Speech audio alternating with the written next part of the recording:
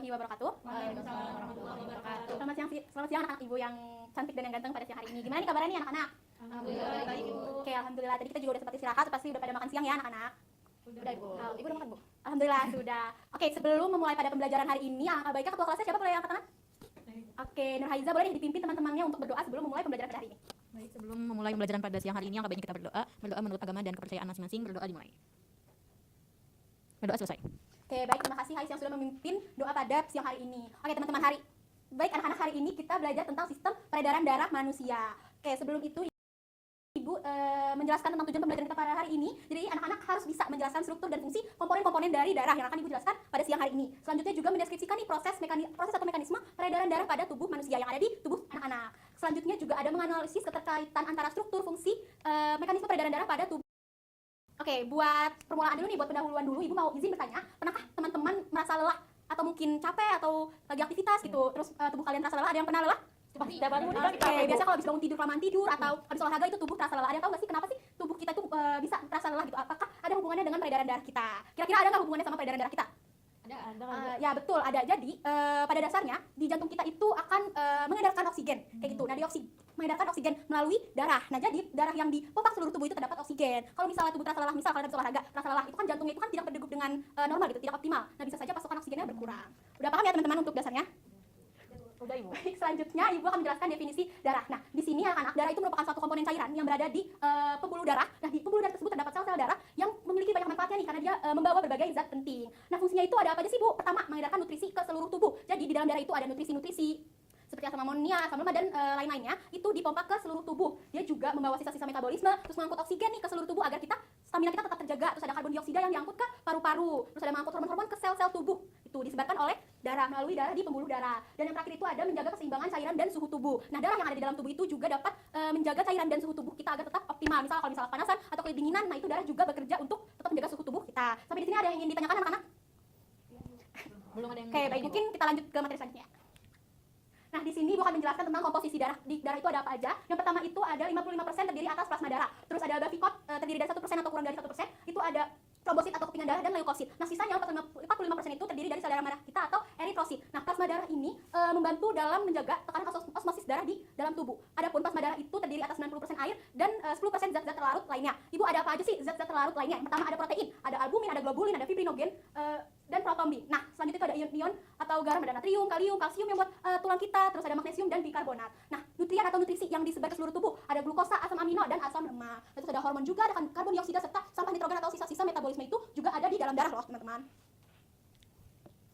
Baik, selanjutnya di sini Ibu akan menjelaskan komposisi darah yang pertama yaitu eritrosit atau sel darah merah. Nah, sel darah merah ini berfungsi untuk membawa oksigen dari jantung ke seluruh tubuh atau mengangkut karbon dioksida ke paru-paru. Nah, kok bisa sih Bu sel darah merahnya ini berwarna merah? Ada kandungan apa sih di darah tersebut? Nah, di sel darah merah itu atau di eritrosit itu ada namanya hemoglobin yang berfungsi untuk mengikat pertukaran antara oksigen dan karbon dioksida. Kalau misal kalian lihat di eritrosit itu dia bentuknya bulat, pipih dengan cekungan di kedua sisi yang atau namanya biasa dipanggil sama bikonkav. Adapun eritrosit ini memiliki ukuran 7 sampai 8 mikrometer dengan ketebalan 1 sampai 2 mikrometer. Dan jumlah eritrosit sendiri pada tubuh kita itu cukup banyak, berjuta-juta eritrosit, 5 sampai 6 juta milimeter kubik. Baik, selanjutnya itu ada leukosit atau sel darah putih. Nah, sel darah putih ini juga mempertahankan atau membantu menjaga kestabilan tubuh kayak gitu. Nah, leukosit ini atau sel darah putih ini bergerak secara amobit, teman-teman. Seperti amoeba, tahu amoeba? Nah, itu juga dialami sama leukosit dan bersifat memangsa atau memakan atau fagositosis kayak gitu. Nah, berbeda dengan eritrosit tadi, leukosit itu jumlahnya lebih sedikit, hanya 5.000 sampai 10.000 per milimeter kubik di dalam tubuh kita. Nah, leukosit ini bermacam-macam. Ada 5 macam namun dibagi 2 jenis berdasarkan adanya atau tidak adanya granulosit. Yang pertama di granulosit ini contohnya itu ada basofil, ada eosinofil, ada neutrofil. Bisa dilihat perbedaannya lewat gambar. Dan yang agranulosit atau tidak adanya granulosit itu ada monosit dan limfosit. Dapat dipahami ya anak-anak? Pahami Ibu. Oke.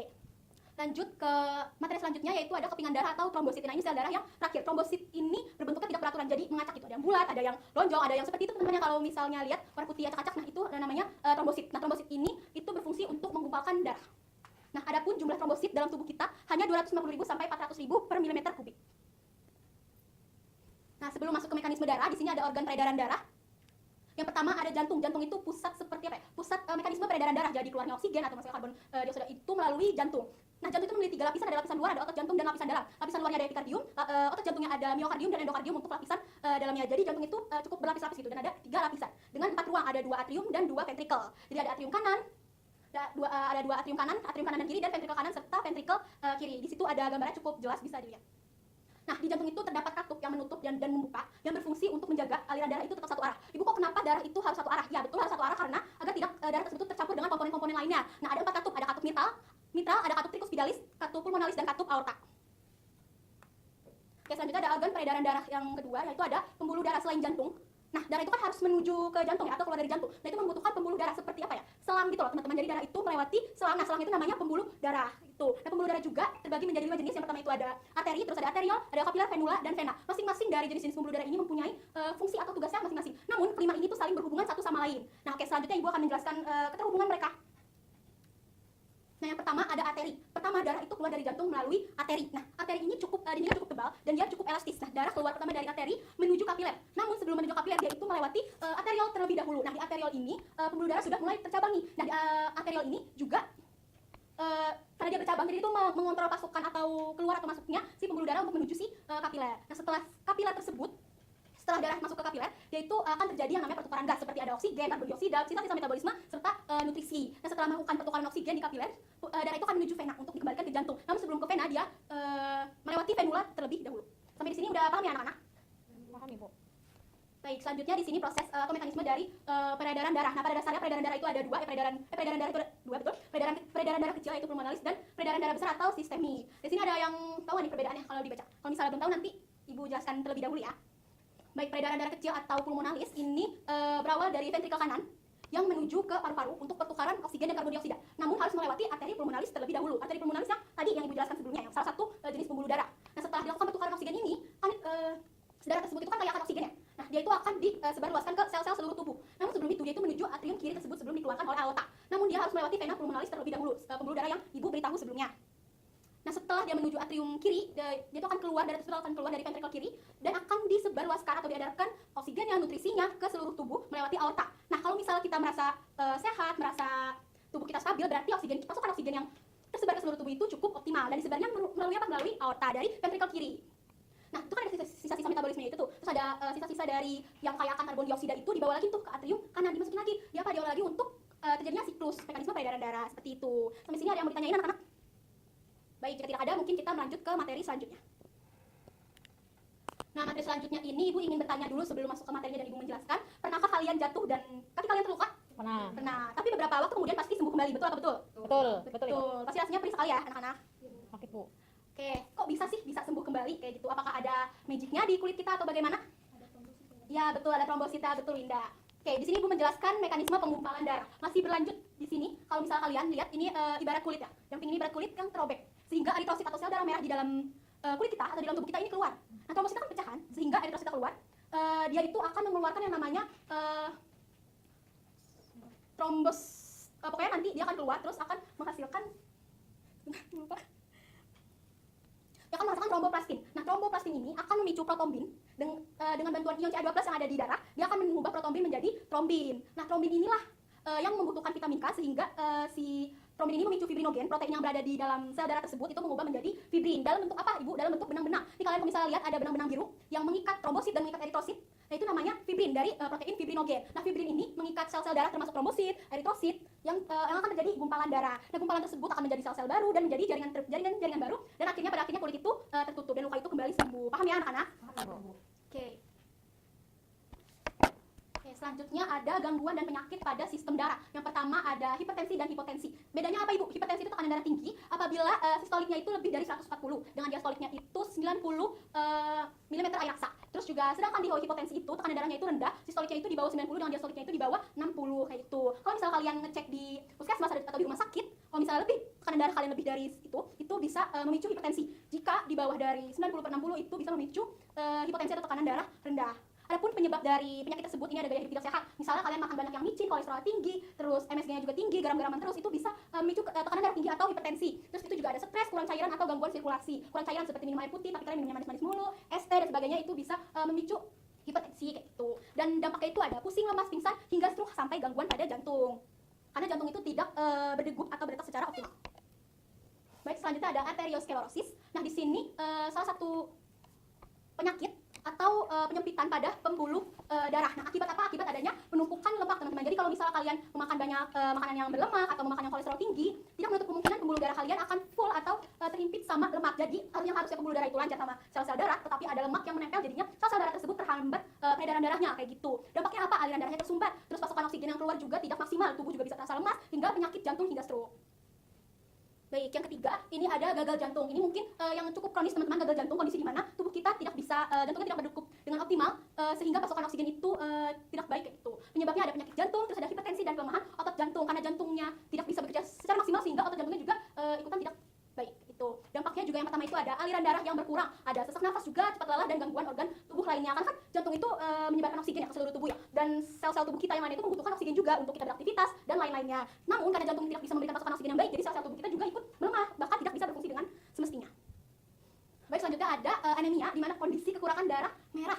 Nah, kekurangan darah merah ini penyebabnya itu adalah kurang zat besi, pendarahan hingga kurang gizi. Sel darah merah tadi kalau misalnya di awal komponennya ada sebanyak 45%. Bahkan itu setengahnya dari darah kita kayak gitu. Jadi kalau misalnya eritrositnya ini berkurang, itu bisa tubuh kita bisa lemas, pucat, mudah pusing ataupun lelah kayak gitu. Solusinya apa? Minum air putih yang banyak, beraktivitas yang sewajarnya saja kayak gitu. Gangguan dan penyakit yang lain ada leukemia. Berbeda sama eritrosit, leukemia ini salah satu kanker yang dimana itu menyebabkan produksi sel darah putih atau leukosit itu tidak normal atau berlebih seperti itu. Adapun penyebabnya itu ada gangguan pembentukan sel darah yang ada di sumsum tulang belakang itu terganggu. Jadi leukositnya itu produksinya itu berlebih. Nah, di sini ada dampaknya, ada anemia juga. Jadi kalau misalnya leukemia itu bisa berdampak ke anemia. Kok bisa ibu berdampak ke anemia? Padahal leukemia aja itu sudah sulit kayak gitu. Karena di sini disebutkan kalau misalnya leukositnya itu berlebih, sehingga kan kuantitas leukosit itu lebih tinggi ya dibanding eritrosit. Walaupun memang eritrositnya itu tidak berkurang secara signifikan, tapi leukositnya itu melejit, itu bisa bahaya juga dan bisa leukemia kayak gitu. Selanjutnya ibu ada salah satu di sini anggap aja kalian menjadi oksigen yang akan dibawa ke seluruh tubuh. Ada saluran vena pulmonal, yaitu pembuluh darah paling yang berisikan sel darah merah kayak oksigen dari paru-paru ke jantung bagian kiri. Mbak, nanti kita di jantung diapain? Nanti kita cuma didorong aja oleh jantung supaya kita bisa lanjut ke organ lain. Memangnya dari jantung kita mau kemana? Untuk di video animasi ini, wisata kita cuma sebatas lambung aja ya. Oke, sekarang kita sudah tiba di jantung, tepatnya di serambi kiri jantung. Ada yang tahu nggak jantung bergerak berapa kali dalam sehari? Berapa kali emangnya, Mbak? Sekitar 100.000 kali per hari. Wow. Oke, cukup dulu fun fact-nya ya. Sekarang Bapak Foxy pegangan gerak-gerak, karena sebentar lagi kita akan didorong oleh jantung. Kenceng banget, Mbak. Betul sekali, Bapak Foxy. Kalau nggak kenceng, nanti kita nggak sampai ke organ yang dituju. Oke, Bapak Foxy sekalian. Sekarang kita ada di pembuluh darah aorta. Aorta itu apaan, Mbak? Aorta itu pembuluh darah terbesar dalam tubuh manusia, Bapak Foxy. Berarti nanti ada pembuluh darah kecilnya dong, Mbak? Betul, Bapak Foxy. Cerdas sekali pertanyaan Bapak Foxy. Nanti ada pembuluh darah arteri yang merupakan percabangan dari aorta dan ukurannya lebih kecil. Terus ada juga pembuluh lebih dahulu lalu menjawab jawabannya. Pertanyaan pertama, berdasarkan gambar komposisi darah di samping kiri, bagian huruf A yang ditunjuk adalah dan berapa persen kuantitasnya? Ada yang mau jawab? Putri? Oke, baik Putri. Yang A ibu itu plasma darah banyaknya 55%. Baik, jawabannya adalah plasma darah sebanyak 55%. Dan di sini plasma darah 55% dan sisanya itu eritrosit sebanyak 45% dan 1% itu dari bavikot atau leukosit dan trombosit. Pertanyaan selanjutnya, berdasarkan gambar di samping jenis pembuluh apakah ini? Ini ada gambarnya nih. Hai, boleh? Yang B ibu, arteri. Oke, benar nggak ya arteri? Jawabannya adalah betul, arteri. Nah, ini arteri salah satu pembuluh darah sebelum menuju ke kapiler ya. Oke, pertanyaan selanjutnya, darah dari ventrikel kanan dipompa menuju ke paru-paru. Belum ya Winda? Sabar. Kemudian kembali ke jantung sebelum diedarkan ke seluruh tubuh. Urutan aliran darah setelah paru-paru. Boleh tunjukkan? Oke, Winda. B bu. Apa tuh jawabannya? Jawabannya yang B, vena pulmonalis, kemudian atrium kiri, lalu ventrikel kiri. Oke, jawabannya adalah yang B. Nah, setelah berada di paru-paru, itu dilakukan pertukaran oksigen dan karbon dioksida, lanjut ke vena pulmonalis, atrium kiri dan ventrikel kiri. Oke. Selanjutnya ya, selanjutnya ada katup jantung yang terletak antara atrium kanan dan ventrikel kanan disebut Sharon. Oke, katup tricus vidalis, benar gak ya? Betul, katup tricus vidalis yang berfungsi untuk menjaga tetap aliran darah itu dalam satu arah. Oke, pertanyaan terakhir. Seorang siswa SMA, dia itu mengonsumsi makanan cepat saji seperti junk food dan lain-lainnya yang tinggi garam lalu jarang berolahraga. Dan dicek tekanan darahnya itu mencapai 150/95. Adakah yang tahu penyakit apa ini? Tasya, boleh?